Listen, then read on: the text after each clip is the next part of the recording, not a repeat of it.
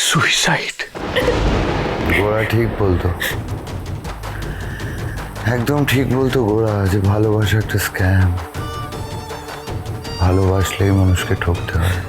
এখন আমি ভালোবেসে ঠকেছি, প্রচন্ড কষ্ট। আর নিজের কষ্টটা কাউকে বলবার বা কারোর সাথে শেয়ার করবারও আমার কাছে কোনো উপায় ছিল না রে। কি বা করতে পারতাম আমি, বল? মরে যাওয়া ছাড়া আমার কি পথ? কি উপায় ছিল মানে?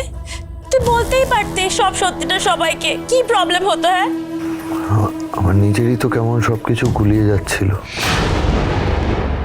আমার সাথে যে কত বড় অন্যায় হয়েছে এই কথাটা তো আমি গোড়াকে কিভাবে বলতাম, বল?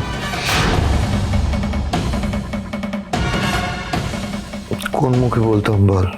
যে যে এলার গোড়ার সাথে বিয়ে ঠিক হয়েছে সে এতদিন ধরে আমাকে ভালোবাসার নাটক করতো, এটা আমি বলতে পারতাম? লাঞ্চের বক্সের মধ্যে লুকিয়ে আমায় কত চিঠি পাঠিয়েছে, কত গিফট পাঠিয়েছে, কেয়ার করবার নাটক করেছে। এই নিন, এটা আপনার জন্য। এলা বলেছিল ও আমায় ভালোবাসে।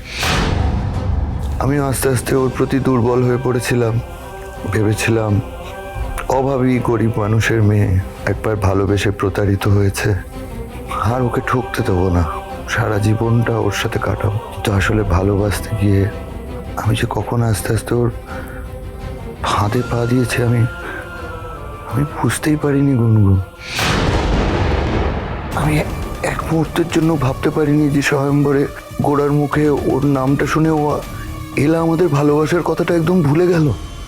আমার দিক থেকে এক চান্সে গোড়ার কাছে চলে গেল, শুধু ওর কাছে অনেক টাকা বলে। তুই তো জানিস গুনগুন, আমি গোড়ার জন্য আমার সর্বস্ব স্যাক্রিফাইস করে দিতে পারি। I can die for him. তাই যখন ওই আশীর্বাদের দিন এলা ওর বোনকে আমার ঘাড়ে চাপিয়ে দিল সবার সামনে, বলল যে ঐশীর সাথে আমার সম্পর্ক আছে, মিথ্যে বললো, কিন্তু আমি কিছু বলতে পারলাম না, শুধু গোড়ার কথা ভেবে। যদি ও হার্ট হয়, যদি ওর মনটা ভেঙে যায়, তাই ব্রো, আই নিউ যে এলা অপরচুনিস্ট। তা বলে এতটা? সেটা সত্যি বুঝতে পারি। তোর খুব কষ্ট হচ্ছে বল।